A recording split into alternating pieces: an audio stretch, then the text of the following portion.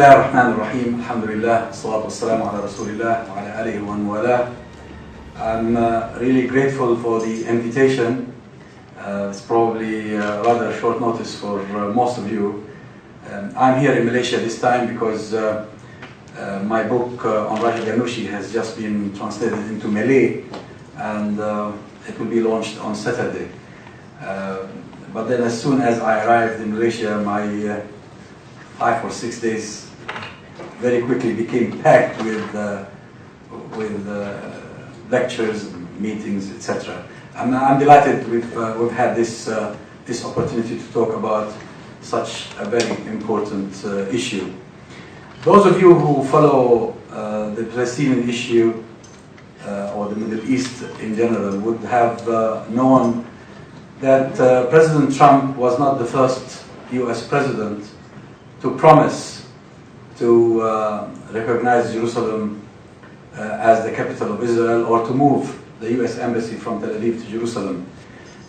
This happened on occasions, on prior occasions, but this is the first time there's a president who is actually, or who seems to be intent on fulfilling what he promised during his election campaign. Of course, for the entire world community, his decision, as on other issues as well, probably you're following now the uproar about his recent decision to introduce taxes on the imports of steel and aluminum. So many decisions so far taken by Trump have not been taken lightly by the rest of the world community. But on Jerusalem in particular, what President Trump has done is that he's signaled the end of the status quo recognized by the international community. The international community accepted, on the basis of UN resolutions 242, 338, that that the best way to resolve the problem between Israel and the Arabs is for two states to exist next to each other. What President Trump has done is signaling the end of such vision. There could never be a two-state solution with the proposition he has made, although in reality, actually, the Israeli government has been working hard over the past decade or so to make it impossible for a Palestinian state to be created on what is usually referred to as the Palestinian occupied territories, that is the West Bank together with Gaza, simply because of the settlement activities, whether building new settlements or enlarging new ones or confiscating land to construct bypass roads, etc. In addition to so many other measures, especially against the inhabitants, the Arab inhabitants of Beit al-Maqdis or Jerusalem. Now, what makes the proposition by President Trump seem more realistic than previous promises? I think what the difference here is that there have been important changes in the Middle East that make his proposition possible. These changes started with the counter-revolution that ended the Arab Spring, so-called Arab Spring, or the Arab revolutions. The Arab revolutions, which started in Tunisia nearly toward the end of 2010, they moved to Egypt in the beginning, in January 2011, and then from there to several other places, and promised a change towards democratization, an end to despotic, corrupt regimes that were seen by their peoples as the source of decline, the source of backwardness, the source of all sorts of social and economic problems. That change, or those revolutions, were perceived as an existential threat by Israel on the one side and by Saudi Arabia and the United Arab Emirates on the other. Probably to a lesser extent by other regimes that were keen to maintain the status quo in the region. Israel, because naturally Israel could only thrive and survive in a milieu where the Arabs are divided, where the Arabs are ruled by governments that don't represent them. I mean, you probably hear always the Israelis boasting that they're the only democracy in the Middle East. Of course, we can talk a lot about what sort of democracy they have, very much similar to the apartheid democracy of the defunct regime of South Africa. But also, interestingly enough, Israel could not have lasted this long had the Arab world been democratic. Because once the Arabs have truly representative governments, you would not have someone like Sisi and previously someone like Mubarak doing Israel's bidding.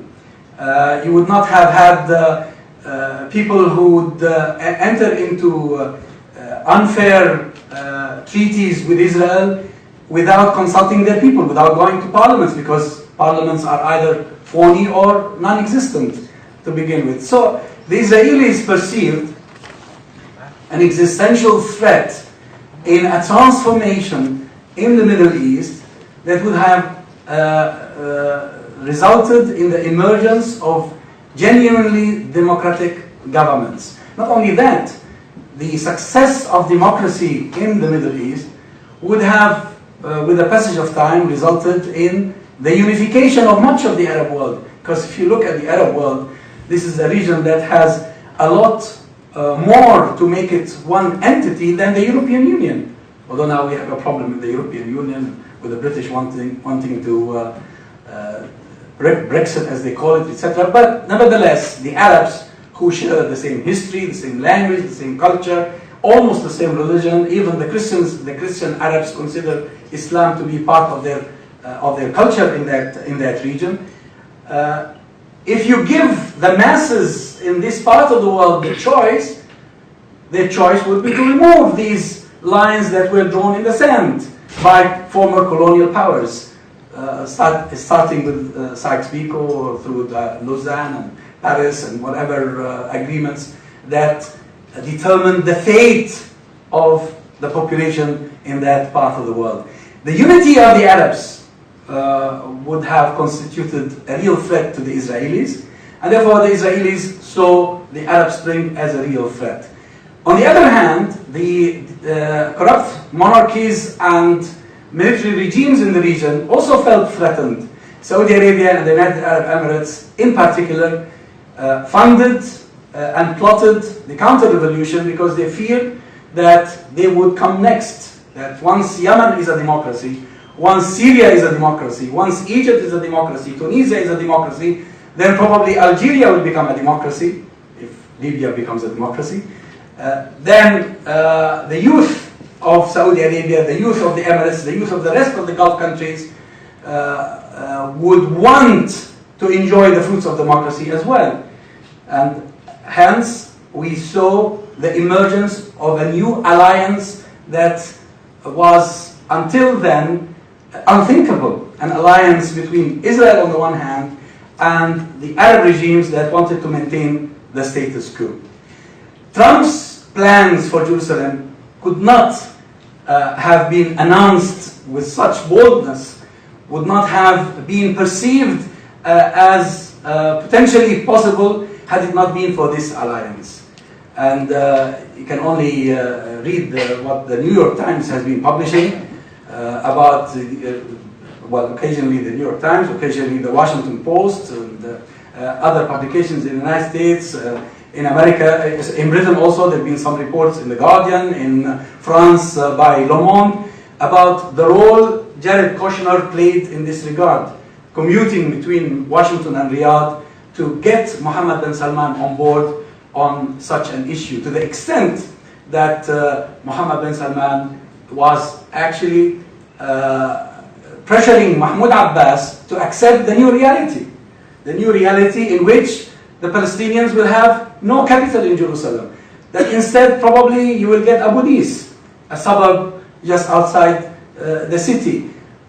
The deal of the century, as it has been termed, continues to a large extent to be a mystery, because not much has been revealed. But from what has been leaked so far, leaked through Palestinian officials who accompanied Mahmoud Abbas during his visits to Riyadh, where he met with Mohammed bin Salman upon the latter's request, indicate that if a Palestinian state is ever to be established, it's more likely to be in Gaza and parts of Sinai. And some observers have come to the conclusion that probably what Sisi is doing in Sinai at the moment, depopulating large areas of the Sinai Peninsula, is not isolated from this so-called deal of the century. So you see, there is a context to what is going on. This is the context of the counter-revolution that defeated the Arab Spring and that intends to prevent another way of uprisings. Because you know, revolutions throughout the history of mankind don't happen overnight. They don't happen in one go. We look at the French Revolution, look at the revolutions of Latin America, South Europe, Eastern Europe. People continue to try. You defeat them once, you have a revolution, followed by a counter-revolution, and then you have another revolution until the change is accomplished. Now, Saudi Arabia, the United Arab Emirates, and Israel, with the support and blessings of President Trump, want to make sure that another round of Arab Spring revolutions does not occur. Now, the thing is that the issue of Jerusalem, and this is probably something Mr. Trump had no knowledge of or had no appreciation of, is a very sensitive issue, not only to the Palestinians, but to the entire Muslim world. Yes, it is true that his plan has been met with opposition from the European Union, from the United Nations, from countries around the world, because as I said earlier, it disrupts what people have conventionally regarded to be the way forward, even if after decades or probably centuries, the two-state solution. But to the Muslims, it means something else, and that's why we saw the Muslims taking to the streets in Indonesia, in Malaysia, in Pakistan, in India, in parts of the Arab world where they're allowed to do this without bloody confrontation with the security authorities, but also on the streets of American cities, European cities, where the supporters of Palestine as well as the Muslims expressed denunciation of such a plan. To the Muslims, Jerusalem it has a very important part of a very important status or position in their religion because of Al-Isra, because it's the first Qibla, because it's the third holiest mosque, but also because deep in our conscience, the loss of Jerusalem in 1967 and even the loss of Palestine much earlier in 1948, because by the way, though in international fora people say only the politically correct, actually the correct is different from the politically correct. The correct is that the Muslim world feels, Muslims generally, wherever you go and speak to them, feel that the creation of the State of Israel in the first place was an attack on the Ummah. This is deep in our conscience. And it's not just the holiness of Jerusalem or the holiness of the Masjid, but the significance of this Zionist invasion of Palestine for the future and the unity of the one Ummah, because this is really in the heart of the Ummah, where Palestine is situated, where Bayt al-Maqdis is situated. Now, is this plan likely to work at all? Well, we don't know. Palestine is under occupation so far, but it seems that Mr. Trump has a lot of trouble back home, in as much as Mohammed bin Salman and Mohammed bin Zayed are also generating troubles for themselves in their own countries, as much as Sisi in Egypt is generating trouble for himself in Egypt. So it is really difficult to tell at the moment whether, because we've been promised repeatedly, at least in media reports, that the deal of the century would be announced early this year. Now we are already, approaching the middle of March, and we haven't heard much yet. Not only that, Special Counsel Mueller now, who started with an investigation of the Russian role in the US presidential elections, is now actually investigating also the UAE role in those elections. So the scandal is assuming bigger dimensions, and probably there will be repercussions beyond our imaginations. But let me take you to another aspect of this problem.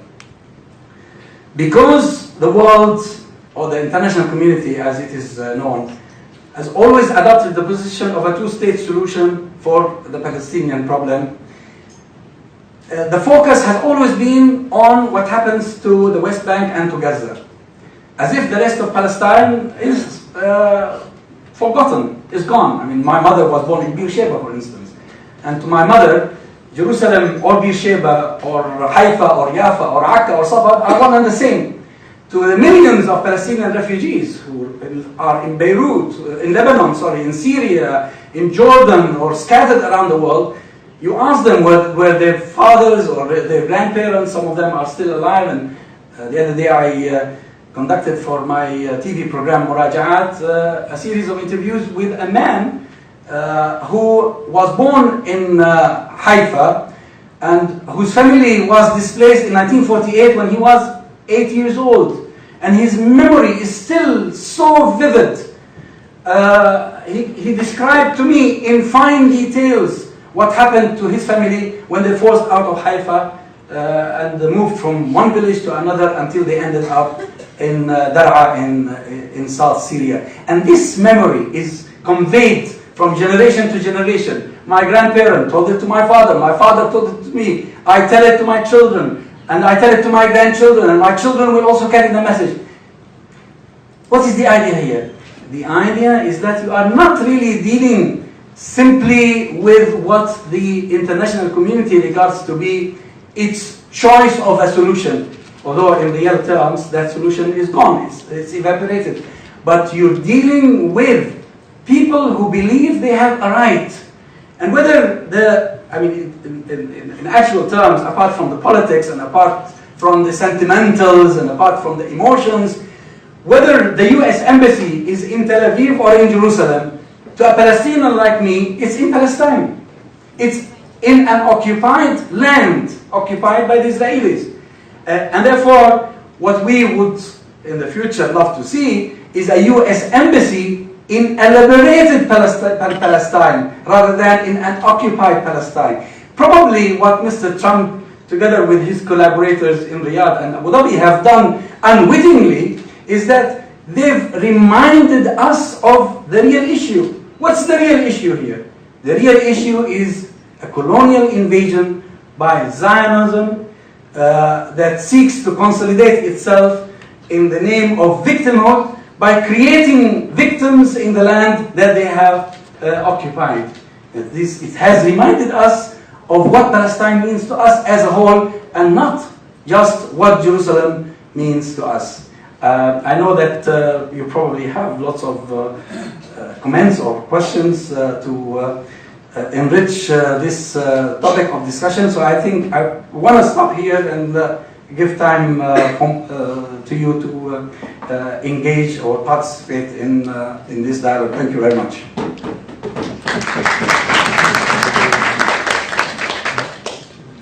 Thank you very much indeed, Dr. Tamim, Azzam Tamimi. It's very informative. Actually, I was expecting more because I started to enjoy very much about what you started to tell us. And maybe that's the dimension most of us, or most of the people who are not looking at. And I'm very glad that you pinpointed some of the things that that actually is associated with this announcement of relocating the embassy to Jerusalem. Well, anyway, that's very kind of you. Actually, didn't get that much because I was expecting, as I said, more. And then, but then one of the things that we always thought that is really very important is that we need to have the participation of the audience, because you have a chance. We have ample time to discuss whatever that you have. And please try to be direct if you want to ask questions. You can have a small commentary if you want to comment, but please don't give us another lecture, because even the main lecturer didn't want to continue, you know. So please keep it short and let us start our commentary, and then afterwards, of course, we will have a general comment by Professor Naqi, inshallah. Okay, please.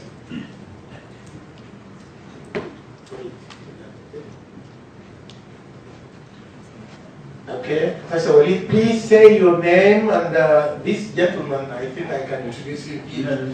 So let him say, and then, yes.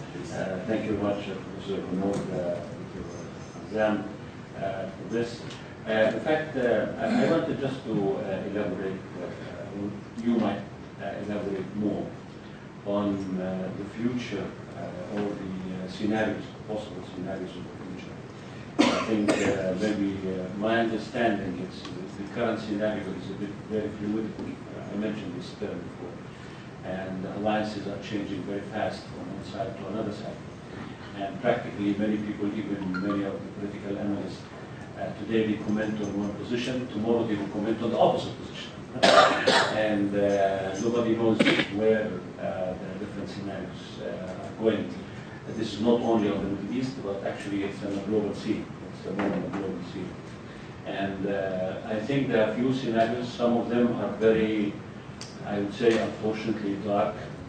And some of them are a possibility to find a way forward, not only in the Middle East, but also on a global level in general. So maybe we can look into some of these future scenarios when the time comes to discuss this possibility. Actually, the current Israeli government has not left much room for imagination regarding the future, because when my book on Hamas was published in 2007, I proposed in my book that Israel and Hamas could actually reach a deal through what we consider what we call hudna, or long-term truce. There's a whole chapter on this concept. And I remember at the time, I was contacted by senior Israeli officials, current as well as former, who, through a European mediator, wanted a special audience with me to understand what that hudna entailed and how it could be constructed and then implemented. There was some enthusiasm about the idea. Today it's no more enthusiasm at all, because the reality on the ground doesn't leave a room for two entities, a Palestinian and Israeli. And according to Israeli journalists who have written on this matter, the Netanyahu coalition government is now talking about a one-state scenario. Just one state, exclusively for the Jews. They don't care what happens to the Palestinians. They envisage that since much of the West Bank has now become colonized by huge settlements, those would be annexed, and then probably certain arrangements could be made. This is probably what is likely to be included in the deal of the century, according to some leaks, that some sort of a confederal relationship between the major Palestinian population centers in Jordan would then resolve the issue. There has been some talk about swapping land and swapping populations, including Israeli Palestinian citizens who live in the north, in the Triangle, and in the Negev and in some other places.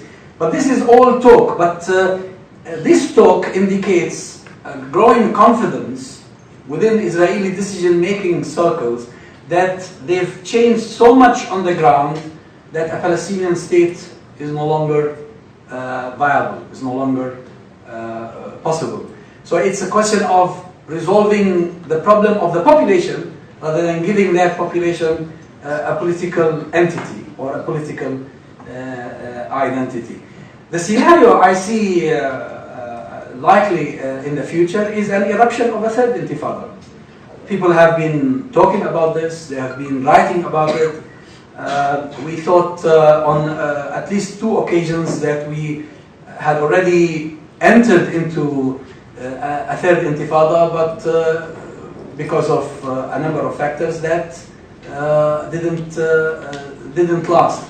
But it's very likely if the US embassy is moved to Jerusalem and the Palestinians realize that a new fait accompli is being imposed on them, or a new status quo is being imposed on them, that they will move in that direction. But you are right in saying that it's so fluid, it's so unpredictable, simply because of the changes in the alliances. And now we have a new alliance emerging as a result of the Gulf crisis, when Qatar was forced by Saudi Arabia and the United Arab Emirates and their allies to extend its hand to Turkey and to Iran.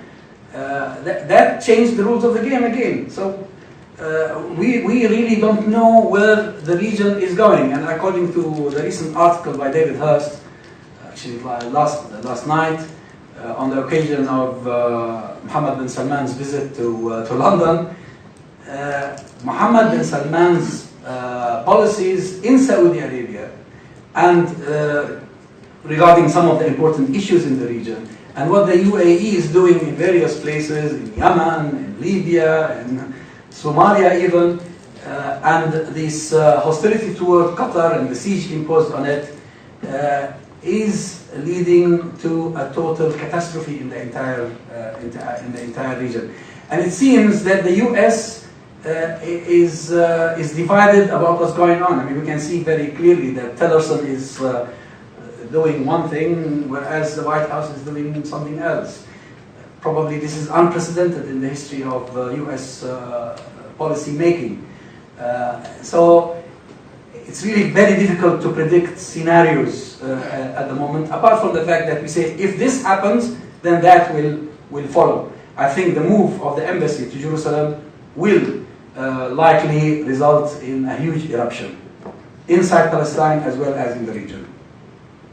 Thank you very much indeed. As a matter of fact, I want to just organizational point that how am I going to divide the chances? You know, I started with my front, I will go to my right, then to my back, and to the left, and back again. So I think, first of all, is the front. Now I go to the left, I mean to the right. Anybody here wants to say, question, comment? No?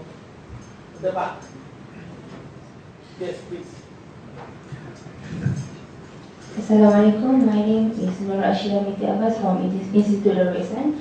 When Trump implemented his decision, what happened to the two-state solution that been initiated before to bring down the conflict?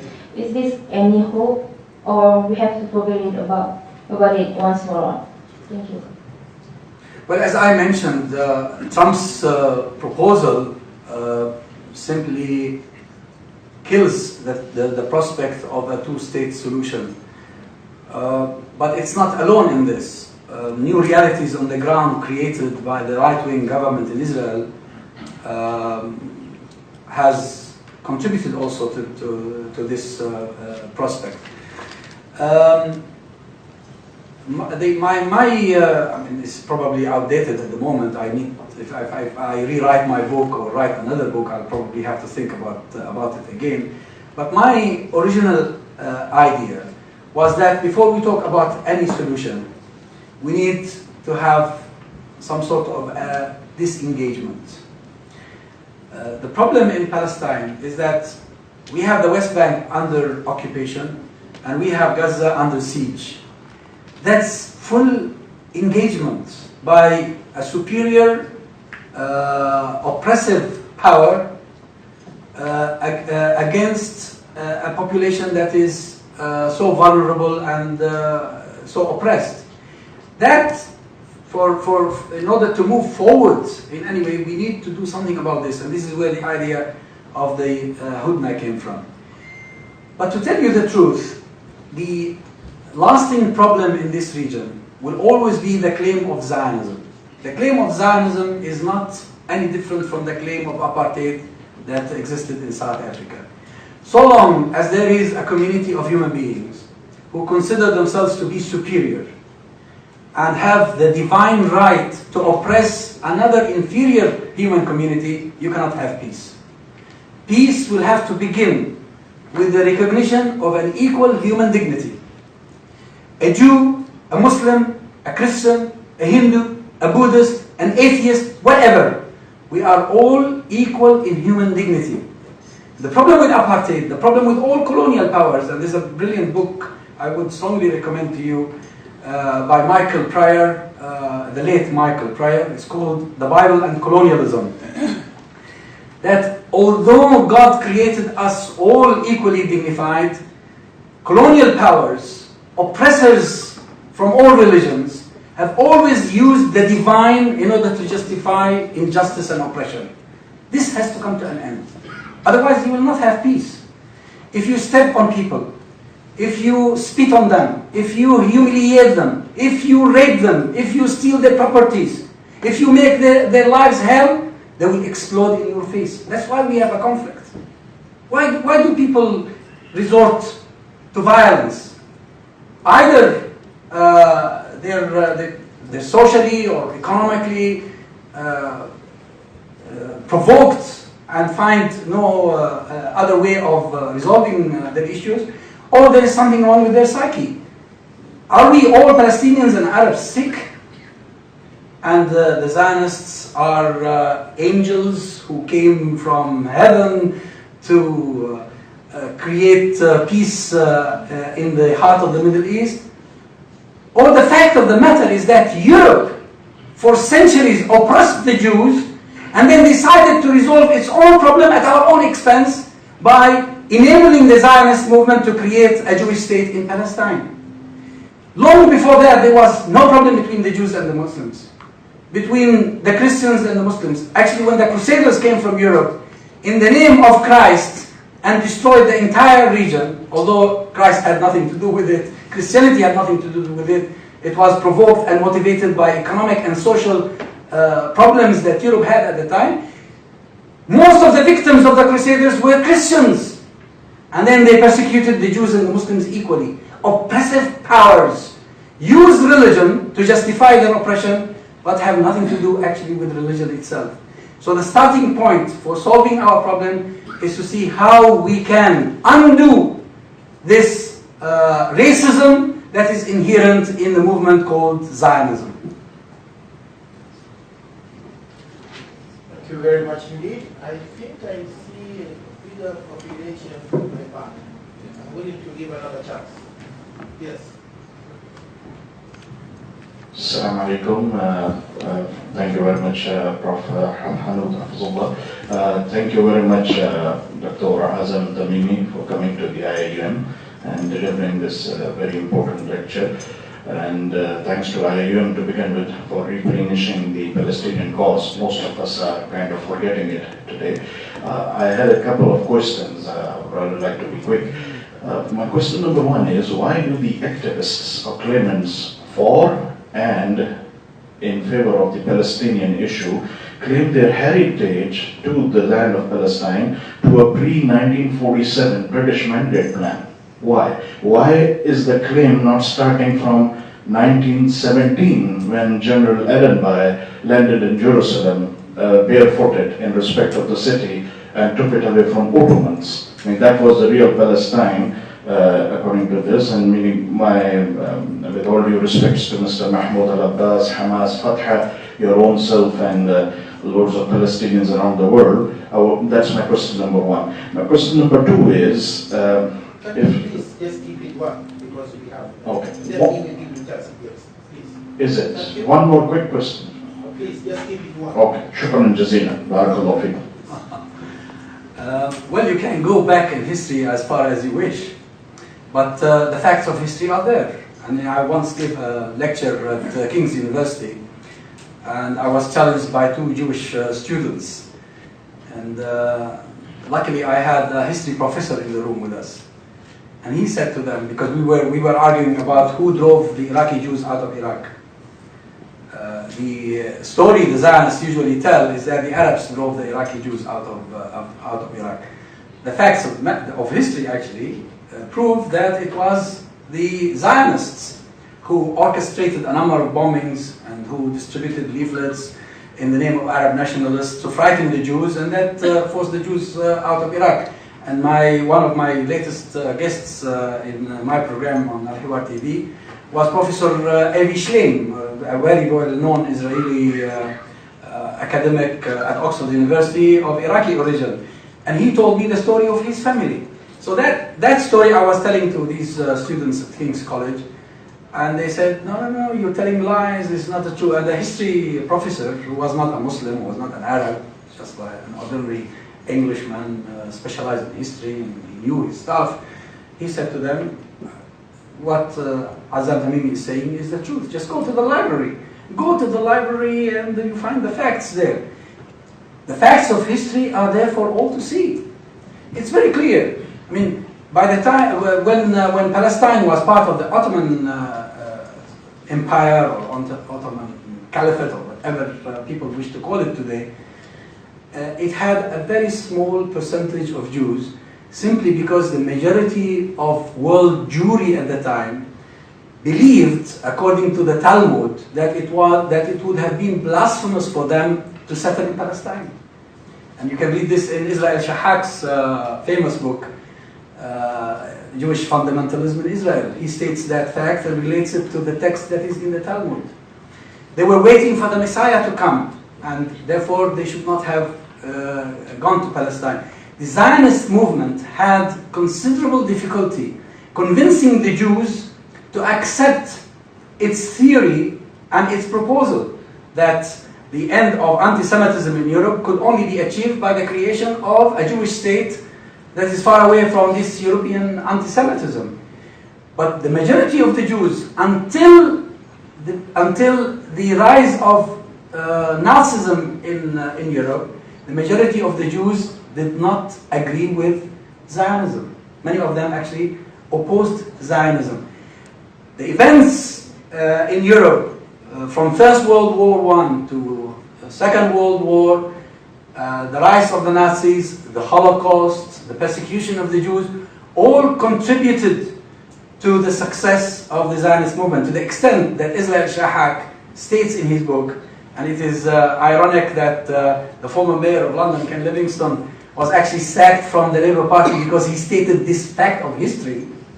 Israel Shahak says in his book that until 1939, we have documented evidence of collaboration between the leaders of Zionism and the leaders of the Nazis in Europe. Because both had one objective. Both wanted the Jews out of Europe. Because without the Jews out of Europe, how could you establish a Jewish state in Palestine? You needed a population. Hence comes the incitement against the Jews in Iraq in order to force them out of Iraq, because they needed, by the early 50s, the Zionists in Palestine needed a population, and Jewish migration was actually going down. And this will continue to be a real problem for Israel.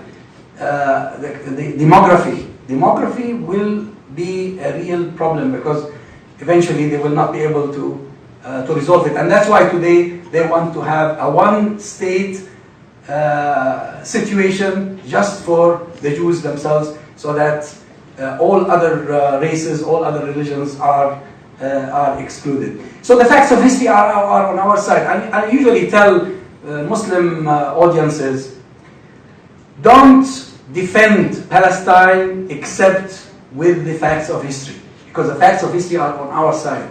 And that's why it's very silly sometimes when people say things that are not right, or when they rely on fabricated documents, like the elders of the protocols of the elders of Zionism, which is a fake document. It's not true. The Jews never said what is attributed to them in that document, and there was never such a council that met in order to plot against the entire humanity. This was a material. This was a document that was invented by the Russians in order to persecute the Jews, and then was used by Hitler and by the French in the Dreyfus affair in order to further persecute the Jews. We only need to refer to the facts of history, and they are on our side. And that's why in Britain, our Muslim students tried with an experiment of having a debate between a Muslim speaker and a Zionist speaker on the issue of Palestine. When we experimented with these debates twice, Jewish societies in British universities withdrew completely upon orders from the Israeli embassy in London. Because in a debate where a defender of Palestine uses the facts of history, the other side cannot win. They lose the argument. And I remember in one of those debates at SAWAS, the School of Oriental and African Studies in London, I was begged by my opponent, an Israeli professor visiting SAWAS, to forget about history and just talk about the future. And I said to him, how can I forget how my mother was driven out of her house when she was 16 years old? How can I forget that my father died outside Palestine because he was denied the right to return to Hebron? You cannot forget this.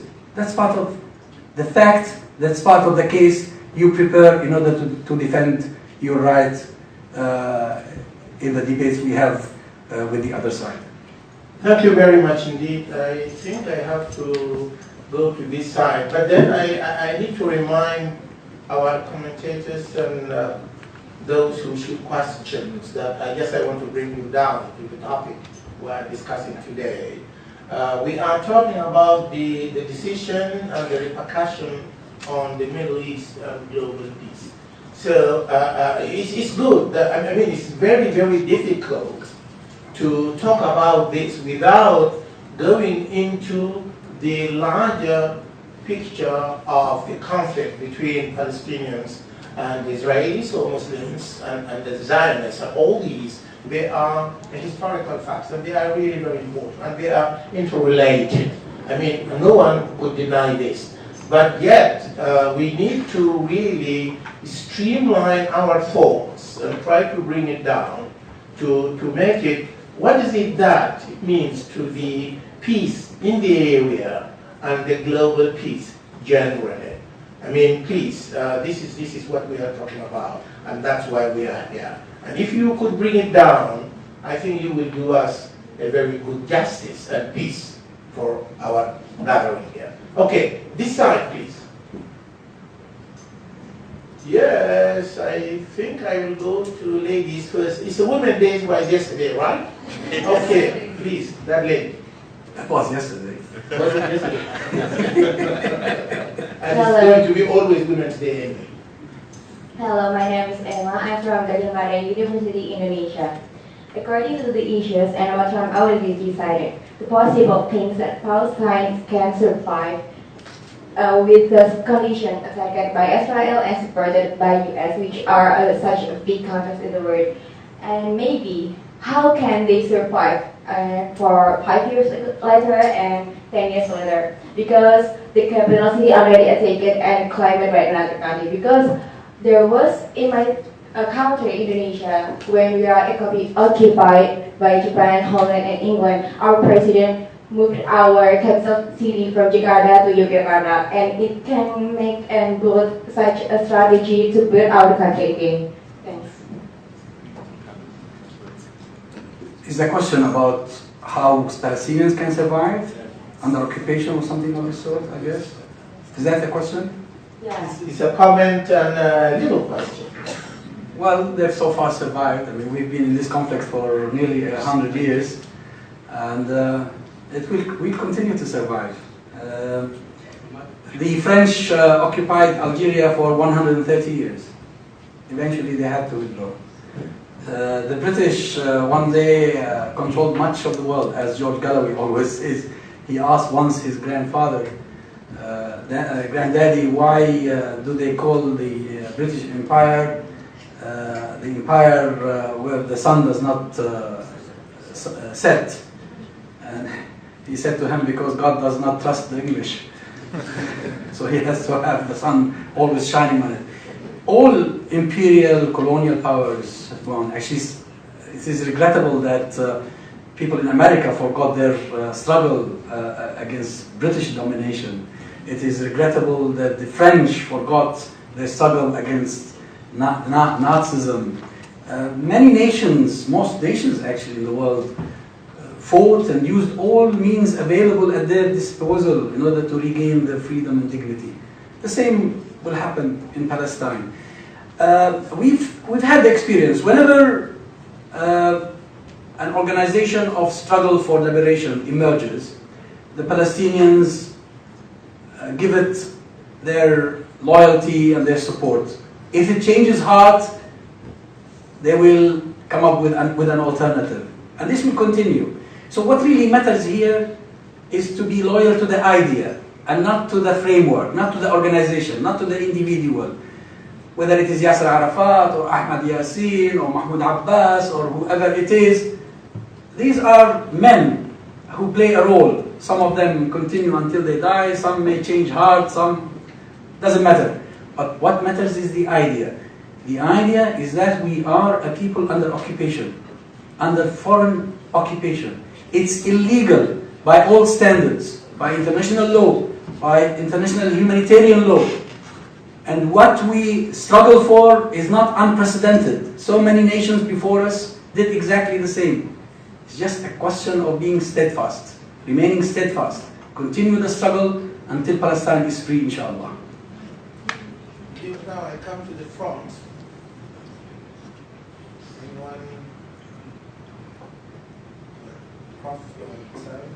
Assalamu alaikum wa rahmatullahi wa barakatuh. First I should apologize because I had to attend to something urgent with the office. But alhamdulillah, I did not miss the talk. I was there until you ended. My question is just more specific. We know Iran since the revolution was launched and since the Islamic Republic established,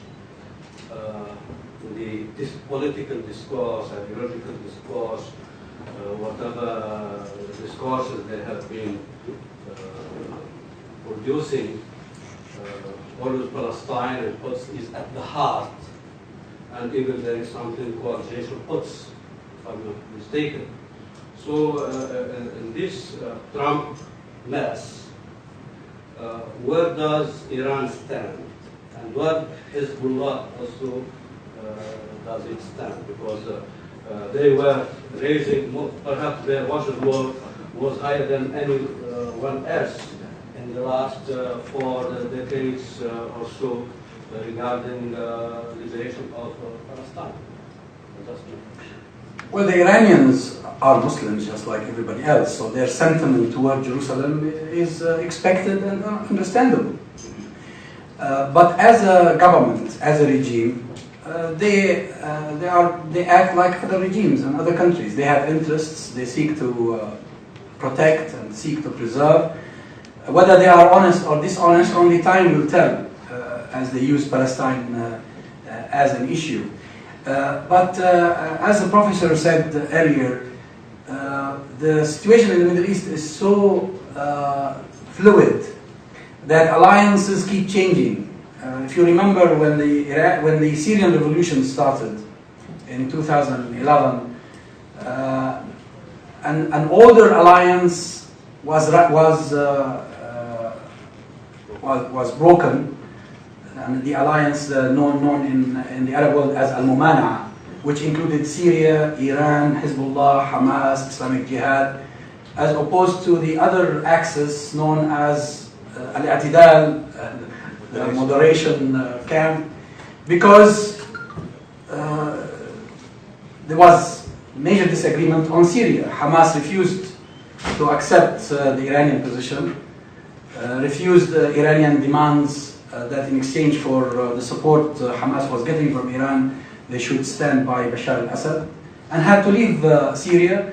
That impacted somehow on the relationship also with Hezbollah. But now, because of what is going on and the change of alliances and the pressure, the suffocating pressure imposed on Hamas in Gaza, these alliances seem to be coming back again. So now the Iranians are making an effort to improve relations with Hamas. Hamas has been to Tehran on a couple of occasions, if not a little bit more. There is a lot of disagreement, or not disagreement, there is a lot of debate within Hamas ranks as to whether this is a wise thing or not, since Syria hasn't been resolved. I mean, Syria is a huge wound, and most Muslims are really furious because of Iranian support for Bashar al-Assad and the crimes that are being perpetrated in Syria. But politics is politics. Politics usually relies on pragmatism, on the search for the best interests of the concerned entities.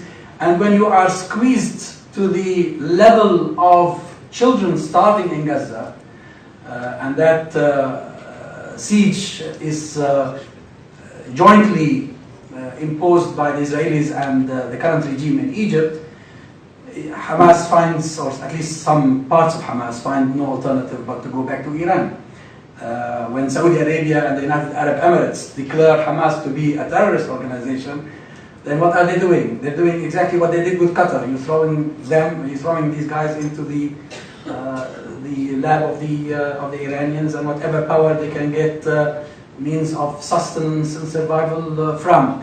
I personally, if you ask me personally, I consider Iran to be just another political power.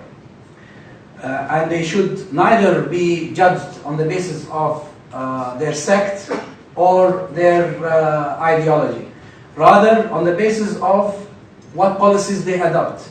You may agree with them on certain matters, you may disagree with them on other matters, but definitely this is an ambitious power that is seeking to fill the vacuum left by the stupid Arabs here and there, in Yemen, in Syria, in Lebanon, in Iraq, everywhere. And it is only us, the Arabs, to blame because we allow this to happen. But also at the same time, Iran is a country in the region. Iran is not a population that came from somewhere else. And therefore, treating the Iranians as if they were aliens is not going to help, because they'll always be there and you'll have to deal with them. This is very briefly. Thank you very much indeed. I think I should use the prerogative of the chair and take the chance. As a matter of fact, I don't want to comment, and then I just want a comment from your side.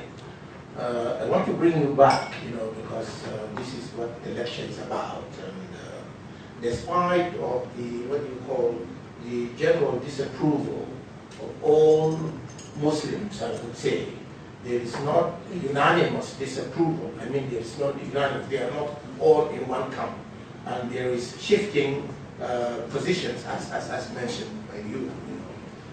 What I want to know is that this definitely adversely affects the unity among the Muslims, definitely.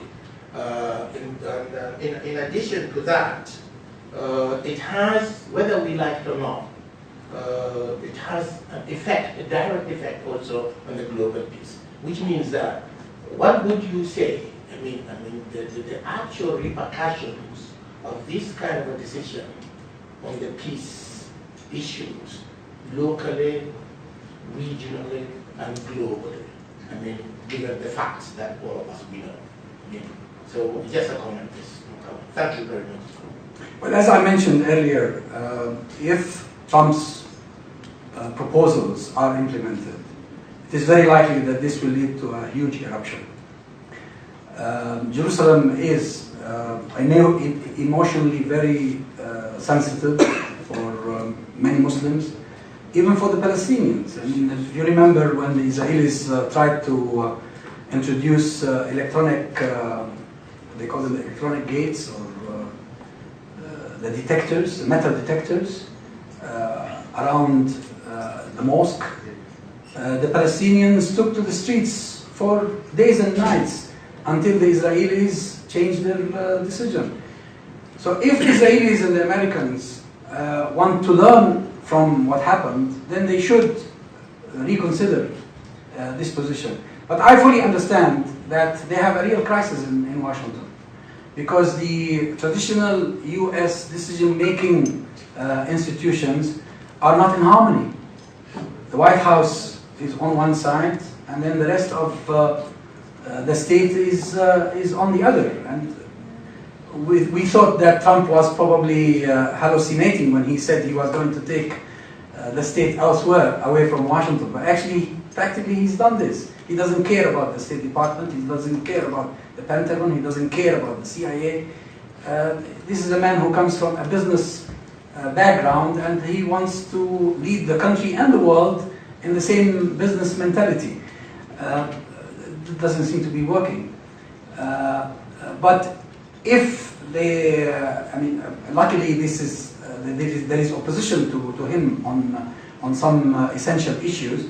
But if he gets away with what he wants, then the situation will be very dire. But let me say something about unity.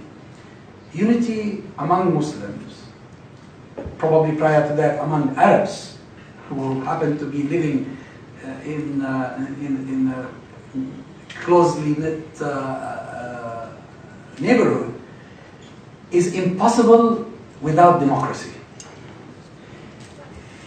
Unity among governments that are despotic and corrupt is a fragile unity. I mean, look at the major organizations, whether it is the Arab League or the OIC. What have they done to serve Muslim causes or Arab causes? Even if they want to do something, they cannot do it because they are a club of countries that have regimes that are at war with each other, that at least are in competition with each other, sometimes are fighting each other on trivial matters. And the real interests of the entire populations are lost. And that's why the Arab Spring was important. And that's why the next round of revolutions will even be more important. Because unless the masses are free, unless there is proper democracy, not decorative democracy, not a democracy in which the Prime Minister or the President or the King is still God. We don't want divine human beings. No such thing exists. We don't want dictators. We want politicians who truly represent the people. Then I assure you that the people of Sudan, the people of Egypt, the people of Syria, the people of Palestine, of Jordan, of Arabia, and then beyond this, in North Africa, in Asia, Sub-Sahara, would want to link up again, would want to reunite, because we were once a united ummah. But we were united when we had our interests represented truly and genuinely by those who were leading us. Thank you very much indeed. I think we need to have one question because we are going to run out of time.